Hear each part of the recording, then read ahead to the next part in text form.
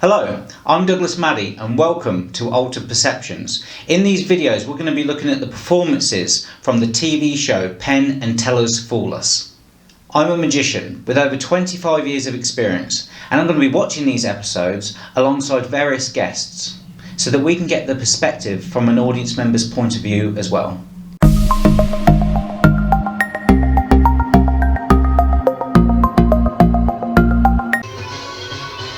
I don't know what the prize is though now, because it was a trip to Las Vegas before, but they're filming it in Las Vegas. Trip to Blighty. Yeah, Brighton. Bonjour! Hi everyone, my name is XAVIER and I'm from France. I like card tricks and classic magic, but what I love is showing people something that they have never seen before. More than just fooling, it's about entertainment. I like to bring people to a different world without using words, because movement and emotion is international. It's not just about the trick. At the end of the day, I just want them to say that they saw something beautiful. Even his name is classy, isn't it? XAVIER. Oh, XAVIER, yeah.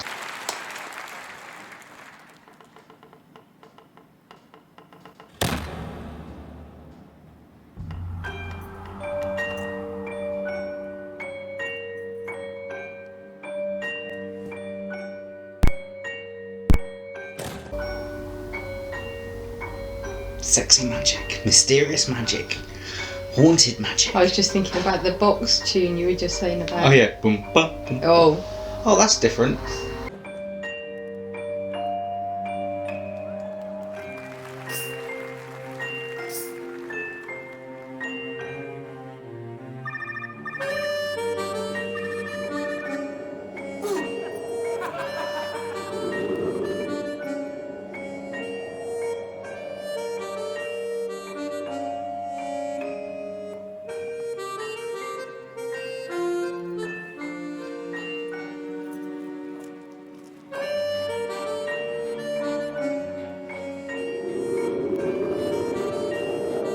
This looks a bit like the artist's dream.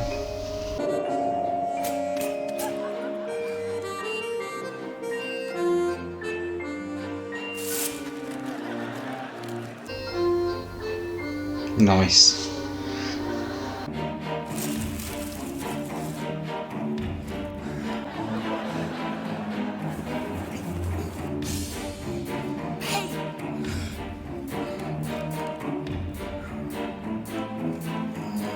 Oh, I can see something. I noticed something. I think.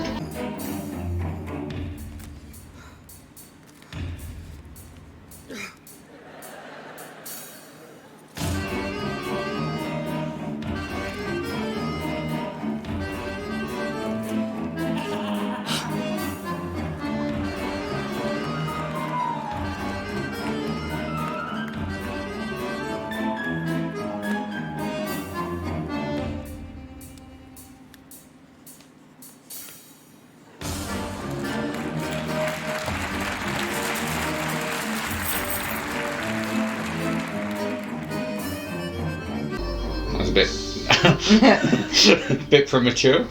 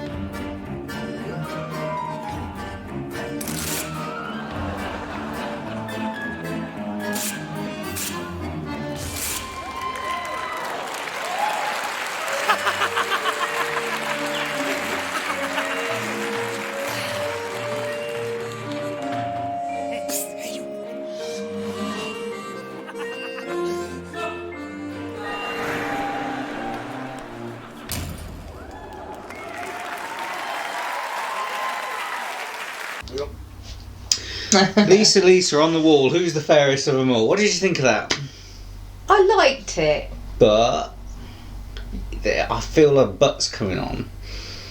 I don't know, maybe it's just me. There's quite a lot to watch at once, and I suppose because I was trying to work out how I couldn't keep track of it. It was too fast. Yeah, there was too much going on. I think if it had slowed down, and I didn't understand. And when it first started, I was so intrigued. Yeah. And as it went on, he kept doing a lot of the same trick over and over again. Whereas if he'd have gone a lot slowly and said, like, here's a ball, I'm going to take it and put it into the screen. Now you're following the ball on the screen. Whereas he was doing something over here in the mirror, doing something over here. Yeah. And you're like, where's my attention meant to be? It was all scrambled all over. And in the end, I was just like, I know it's clever, but it's difficult to watch. Yeah, it was intriguing.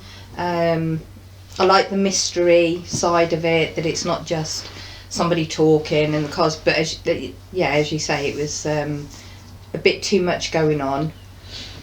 And I think had he slowed down a bit, he wouldn't have tripped himself up. And how do you mean by that, tripping himself up? So did you see a few things? Yeah. What did you see? And you can say it because that's the point of having you here. Because if you can see it as an audience member, then it obviously didn't fall and it wasn't good enough. The false hand on the newspaper, so obviously it was his other hand that was manoeuvring around. And is that once you saw it a couple of times? Oh no, I noticed it every time then. Oh really? Because you can't not notice it, can you? Once I'd noticed it, that was it. It was like, oh yeah, because the cat's out of the bag. Yeah, the false hand's back up. And the this is why it's important to have a chat with you about, because magicians think, oh yeah, the audience think this, that, the other, but when you chat to an audience member, they don't think that, because they do see things, because they're more intelligent than you give them credit for. Yeah. Do you know what I mean? Ooh, intelligent. There you go, you see. And then there was a part where obviously it was like a pre-filmed, what do they call them, where they project it onto the mirror. And there was a couple of times that his timing wasn't quite right. Was out of whack, so it spoiled the illusion of interacting with the mirror. Yeah, because obviously his hand wasn't quite behind the paper, and so yeah, I think had he sort of just slowed down a bit and not rushed it as much. Mm-hmm. But then does he do that so that it keeps your attention off the little details that hopefully I'm hoping people wouldn't see, because it was like, oh, well, am I looking there or there or there? So you don't notice the static hand in the middle. And, but yeah. I think good magic's done slowly, or it should be done slowly, because that's the whole point of having a slow motion. I think I agree with you.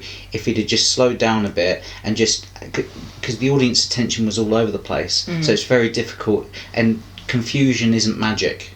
Yeah. Magic's got to be simple. I have a coin in my hand and it disappears. If I go and it disappears, confusion isn't magic. Does that make sense? So it's like, oh, something happened, I don't know what happened, it didn't look right, it didn't feel right, it's got to look as though it just disappeared, as opposed to, oh, it disappeared, oh, it's in your other hand, kind of thing. Do you know what I mean? So whereas when I was watching him, it felt... question it more. Is that fair to say? Is that what you felt? It's like, if he could just slow down, it's not so much for me to take in. And if he had like one piece of clothing, did it into the mirror, and then did it back again, then another piece, or something, so that you're either looking at the mirror or you're looking at him, but him and the mirror were doing all these stuff together. I'm like, where am I supposed to be looking? Because you miss the effect, and when you do see the effect, you're actually seeing the secret, because you see the spare hand, as opposed to seeing the actual trick. Do you know what I mean? And I think what I would change if I was him, all the time he was performing, it was essentially the same trick over and over again with the hand, whereas if he'd have just done it once and did it right and you didn't notice it, that would have been, wow, where did that hand come from? Definitely. Do you know what I mean? Then go on to taking the head off and then do something else, and then use it and just put the newspaper down and do other stuff. Like, you could literally just take a ball and put it onto the mirror and show your hand. Do you know what I mean? Think so you could interact with it in a different way. Had that newspaper not been there constantly, I wouldn't have had time to fixate on the hand. He just kept showing you it and showing you it. So I wouldn't have noticed that, had it just been that. Whereas if he'd have picked it up, done the newspaper, like I said, did a thing with a hand or something, and oh, where did that hand come from? Put the newspaper down, went on to another trick. Yeah, and maybe even got back to the newspaper. Yeah, just finish it off with it, like with the head off thing, but he didn't need to be there the whole time. No, do you know what I mean? It made it very, what's the word? I think monotonous. Yeah. It's like Yeah. over and over again. Yeah. And it's a shame because I can see what he's trying to do. He's trying to tell a story with it, and like coming on stage and saying, "Here's a card trick." He was trying to do some kind of theatre with it, and there was some kind of a storyline there, but I didn't know what the storyline was. The effects were a bit all over the place, but I think if he refined his act a bit more, I think it'd be really good. Yeah, it would. It would be good. You've got that sort of mystery there. It's not your traditional sort of, you come in and you talk about bringing things into it and what you're going to do, and then talking your way through the act. So that's nice to have something different, but definitely needs refining. Cool, yeah. It would have been nice if he'd done something with the bubbles, because I liked it when he caught the bubble earlier and stuff like that. Yeah, and it was that a crystal, little bit. yeah. So, do you think he's full Penn and Teller? Definitely not. And marks out of 10? I like the showmanship of it, although it needed refining. But I did like that mystique, that. But I'm gonna say 5. 5. Yeah. That little plunger's really got a place in your heart at number 7. Because he fooled me. Yes. So that's why it gets the better marks. See? It's all about the actual trick at the end of the day. Okay, it's got to be nice to watch and interesting, intrigue there, but at the end of the day, the magic has got to feel like magic. Sounds like my dating life. Right, okay. So, and he didn't fool me. Yeah. Which ruined Right, let's have a look, see if he fooled Penn and Teller. Which ruined it. And you don't think he fooled Penn and Teller, No, therefore? definitely Okay, cool. not. Definitely not. Let's have a look.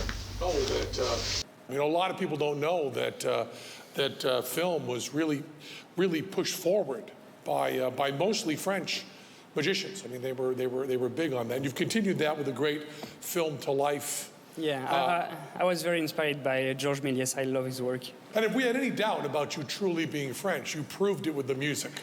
There's no doubt that was French music. And what you've also done is just a classic storytelling fantasy, working all the way through, and film to life with a updated and very nice and extensive handling of a daylight seance gimmick, which you use beautifully. Just a wonderful, wonderful routine that I just love going with. Using those phrases like daylight seance, which doesn't really mean anything to the rest of us, but I guess you guys are on the same page here. They know what you were doing? Of course. There you go. So you didn't fool them, but you gave us a great time. Xavier, ladies and gentlemen. Thank you, Xavier. I mean, I got the storyline. I understood what it was meant to be. Which doesn't really mean anything to the rest of us, but Yeah, so daylight seance is the name of the gimmick with the fake hand. Oh, okay. That's how he's saying that he knew he could see the fake hands, essentially. So when he was saying seance gimmick and all that kind of stuff, but I'll talk about it now because you noticed it. Yeah, hands. What they used to do is, our hands are here, and then something mysticals, and they could ring a bell or something like that. When really it was the fake hand there that was the. Yeah. You kind of have it. Sense. Kind of, you've seen it in films before when you kind of have a fake hand, then you just put your hand in your top and you can do all sorts of things. Yeah. So so he's basically saying what you said. We saw the hand. And it's a shame because it's such a great performance, and it's it could have told a great story, and he's got loads of great ideas in there, but there wasn't a trick in there that actually fooled anyone. So. No. Alright. Thanks for watching. Don't forget to subscribe to our YouTube channel and you'll be notified of our latest videos.